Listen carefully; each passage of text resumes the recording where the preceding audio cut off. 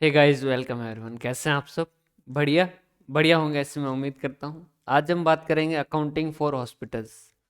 देखिए, चैप्टर जरूर लिखा है लेकिन इसके अंदर कोई खास जो है वो ऐसा नहीं है कि जो आप नया सीखेंगे, क्योंकि आप जो अकाउंटिंग करते आए हैं वही अकाउंटिंग होगी। हॉस्पिटल के अंदर क्या होता है ये आपको पता है कि भाई पेशेंट आते हैं और उनका इलाज किया जाता है, डॉक्टर इलाज करते हैं और उसके बदले में फीस चार्ज करते हैं।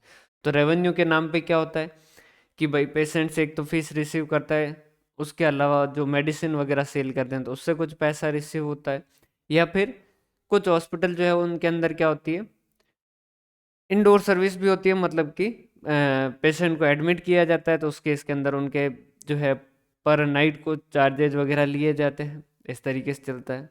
और बात करें हॉस्पिटल की तो किस किस तरीके के हो सकते हैं? प्राइवेट हॉस्पिटल हो सकते हैं जो कि पूरी तरीके से जो है वो किसी जिनका प्रॉफिट मोटिव के लिए कुछ लोगों ने या कुछ डॉक्टर्स ने मिलकर ओपन किया है, या फिर गवर्नमेंट की तरफ से हॉस्पिटल खोले जा सकते हैं जैसे हम गवर्नमेंट हॉस्पिटल कह सकते हैं। या फिर कभी कभी जो है कुछ ट्रस्ट वगैरह जो है वो, जैसे जैन ट्रस्ट की तरफ से कोई जो है वो हॉस्पिटल चलाया जा रहा है तो उस केस के अंदर पेशेंट से जो फीस या तो नहीं ली जाती या बहुत कंसेशनल फीस ली जाती है, और अल्टीमेटली जो भी पैसा होता है वो डोनेशन वगैरह के से रिसीव होता है। डोनेशन जो है वो और कोई भी आदमी दे सकता है, या फिर हो सकता है उसके अंदर कोई पेशेंट आ जाए, अच्छा पेशेंट आ जाए और उसका इलाज हो तो वो भी अपनी इच्छा से जो वो दे सकता है। क्लियर है? समझ पा रहे हो बात? अब सर इसकी अकाउंटिंग में हमें क्या चीज़ें ध्यान रखनी है? तो इसकी अकाउंटिंग कुछ भी नहीं है, नॉर्मल जैसी अकाउंटिंग होती है वैसी की वैसी ही होगी। भाई बिजनेस जो है इसका ट्रेड कर नहीं रहा है, सर्विस इंडस्ट्री है। भाई अल्टीमेटली इसमें क्या की जाती है? सर्विस दी जाती है। जो पेशेंट है उनको सर्विस दे रहे हैं कि भाई आपका इलाज करेंगे तो उसके बदले में जो है वो सर्विस चार्जेज लिए जाते हैं। यहाँ पर परचेज और सेल जो वो होती नहीं नॉर्मली। जैसे मेडिसिन वगैरह कंज्यूम जरूर होती है लेकिन परचेज सेल के पर्पज से हम नहीं रखते हैं। हम यहाँ पर हॉस्पिटल की बात कर रहे हैं, सिर्फ मेडिकल की बात करें तो वो हो सकता है कि भाई परचेज सेल क्लोजिंग स्टॉक उसका हो। लेकिन यहाँ जो है वो दवाइयाँ वगैरह होती है, लेकिन उनको हम क्या करते हैं, कंज्यूम करने के लिए रखते हैं कि भाई हॉस्पिटल में कंज्यूम होगी। हो सकता है कि वो साथ में जो है वो मेडिकल भी चलाए तो उसका जो है वो ट्रेडिंग अकाउंट बन सकता है। क्लियर है? नॉर्मल जिस तरीके से अकाउंट बनते हैं सर्विस इंडस्ट्री के में उसी तरीके से बनेंगे प्रॉफिट एंड लॉस और बैलेंस शीट। सर अगर जो हमारा हॉस्पिटल है वो गवर्नमेंट हॉस्पिटल है तो उस केस के अंदर क्या होगा? तो उस केस के अंदर गवर्नमेंट अकाउंटिंग होगी। गवर्नमेंट अकाउंटिंग किस तरीके से होती है? तो एक नया जो टॉपिक है वो हम डिस्कस करेंगे, वहां पर हम बात करेंगे गवर्नमेंट अकाउंटिंग किस तरीके से होगी। Debit credit accounting assumption, accounting policy, accounting rules, accounting standard वगैरह सब कुछ एज इट इज वैसा का वैसा, कोई भी चेंज नहीं है। प्राइवेट हॉस्पिटल है तो जिस तरीके से सर्विस इंडस्ट्री अकाउंटिंग करती है वैसे वैसे नॉर्मल अकाउंटिंग होगी, कोई भी चेंज नहीं होगा।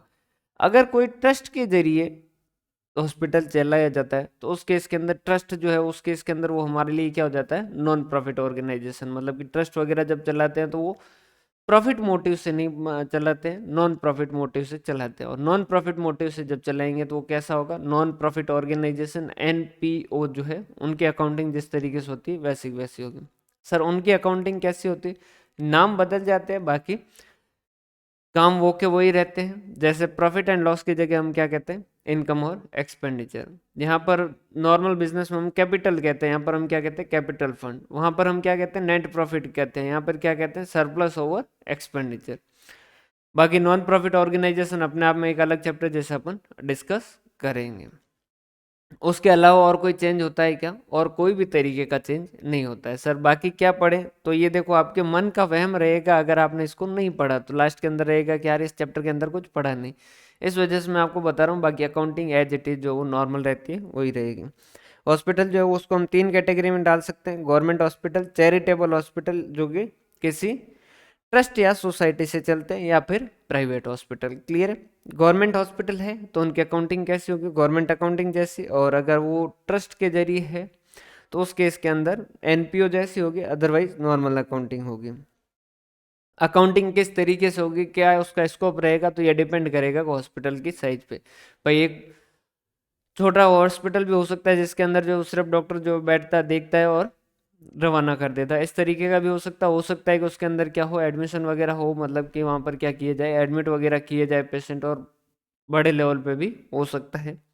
तो इनकी इनकम जो है वो मेनली क्या क्या हो सकती है, तो डोनर से कुछ, जैसे कोई इलाज करवा के गया और उसने क्या कर दिया, हॉस्पिटल को कुछ दान कर दिया, जैसे वाटर कूलर दान कर दिया, तो वो हो सकती है। इंटरेस्ट ऑन इन्वेस्टमेंट, उनके पास पैसा पड़ा था कि इन्वेस्ट किया और उससे इनकम रिसीव हो गई। नॉर्मल जिस तरीके से एंट्री होगी वैसी वैसे cash account debit to interest on investment वैसी ही एंट्री होगी। एंट्री में कोई भी चेंज होगा नहीं। डोनेशन मिल सकता है, सब्सक्रिप्शन मिल सकता है, या फिर fees charge from patient, patient से हम फीस जो वो चार्ज कर सकते हैं। Cash account debit to fees income इस तरीके से लिख देंगे। Fees charges for specialise service. कई बार क्या होता है, कोई डॉक्टर जो मान लीजिए हॉस्पिटल में नहीं है, हमने उसको क्या किया, बाहर से बुलवाया और इलाज करवाया, तो उस केस के अंदर जो है वो उसके एक्स्ट्रा चार्जेस जो भी होते हैं वो हम क्या करते हैं, पेशेंट से कलेक्ट करते हैं। तो ये भी एक तरीके की इनकम हो सकती है। एक्सपेंडिचर क्या हो सकते हैं, मेडिसिन का खर्चा हो सकता है, और जो जैसे हॉस्पिटल के अंदर जो मरीज एडमिट है उनको खाना वगैरह दिया जाए तो उसका खर्चा हो सकता है। उसके अलावा अलग अलग टाइप के सर्जरी टूल वगैरह खरीदने के वो हो सकते हैं। और जो भी डॉक्टर, कंपाउंडर, नर्सेज हैं उनकी जो भी सैलरी वगैरह, और उसके अलावा कोई भी स्पेशलिस्ट वगैरह को अपन कुछ भी तोहफा वगैरह देते हैं, वो यूनिफॉर्म एक्सपेंसेस वगैरह, ये सारी चीज़ें। कैश बुक जो है वो मल्टी कॉलम बनाई जा सकती है अगर चाहे तो। बाकी अकाउंटिंग के अंदर गवर्नमेंट हॉस्पिटल है तो गवर्नमेंट अकाउंटिंग होगी। अगर charitable hospital run by trust और सोसाइटी है तो उसके इसके अंदर नॉन प्रॉफिट ऑर्गेनाइजेशन के कैरेक्टरिस्टिक्स हो गया उसका, मतलब वो एनपीओ जैसा हो गया।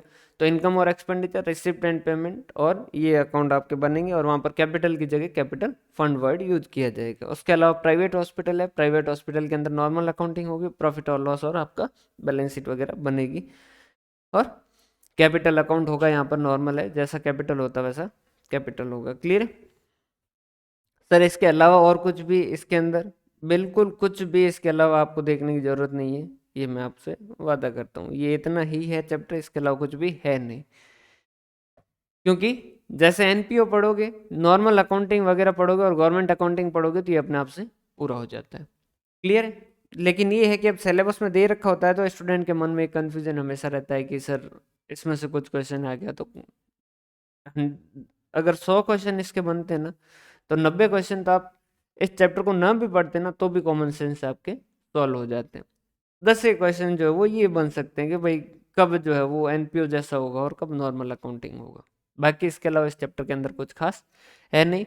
बहुत बहुत धन्यवाद। हंसते रहें, मुस्कुराते रहें, पढ़ते रहें, और चैनल को सब्सक्राइब करें और अपने साथियों के साथ ज़रूर से शेयर करें। आपके लिए इतना अच्छा कंटेंट जब हम अवेलेबल करवा रहे हैं तो आपकी भी ये जिम्मेदारी बनती है कि आप इसको सब्सक्राइब करें, अपने साथियों के साथ इसको शेयर करें। इसके अलावा आप कॉमर्स से रिलेटेड कोई कोर्सेज जो है वो चाहते हैं तो उसके इसके अंदर आप हमारी ऐप oneexam.in पर जाके देख सकते हैं। वहाँ पर आपको क्वालिटी कंटेंट जो वो आपके लिए अवेलेबल करवाया जाएगा। बहुत बहुत धन्यवाद। हंसते रहें, मुस्कुराते रहें।